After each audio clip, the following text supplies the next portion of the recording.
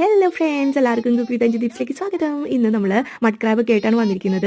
Crab റോസ്റ്റാണ് ഇന്നത്തെ ലക്ഷ്യം. അപ്പോൾ അതിന് വേണ്ടിയിട്ട് ഒന്ന് പുഴുങ്ങിയെടുക്കണം ക്രാബ്. അതിനുവേണ്ടി ഉപ്പും മഞ്ഞപ്പൊടി ഇട്ടിട്ട് പുഴുങ്ങിയെടുക്കുക, ക്ലീൻ ചെയ്തെടുക്കാം.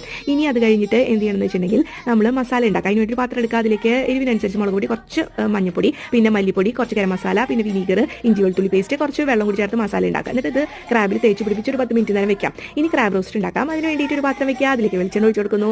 അതിലേക്ക് തിന്നായിട്ട് അരിഞ്ഞ സവാള ഇട്ട് കൊടുക്കുക. എന്നിട്ട് ചെറുതായിട്ടൊന്ന് ഫ്രൈ ആയി വരട്ടെ കേട്ടോ. ഫ്രൈ ആയി വരുമ്പോൾ അതിലേക്ക് നമ്മൾ ക്രാബ് ഇട്ട് കൊടുക്കാം. ക്രാബ് ഇട്ട് കൊടുക്കുന്നതിൻ്റെ ഒപ്പം തന്നെ പാത്രത്തിൽ കുറച്ച് മസാല ഉണ്ടാവുമല്ലോ, അതിൽ ഇച്ചിരി വെള്ളം കൂടി ചേർത്തിട്ട് അതും കൂടി ചേർത്ത് കൊടുക്കാം.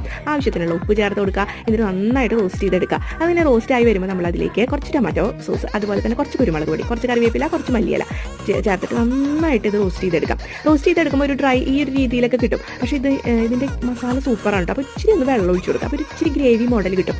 അത് ചോറും കൂട്ടി കഴിച്ചാണ്ടല്ലോ സൂപ്പർ. ആ കളറൊക്കെ കണ്ടോ, സൂപ്പറല്ലേ. അപ്പോൾ ചോറ് കൂട്ടി അല്ലെങ്കിൽ അപ്പൊക്കെ കൂട്ടി കഴിക്കണം. എല്ലാവരും ട്രൈ ചെയ്ത്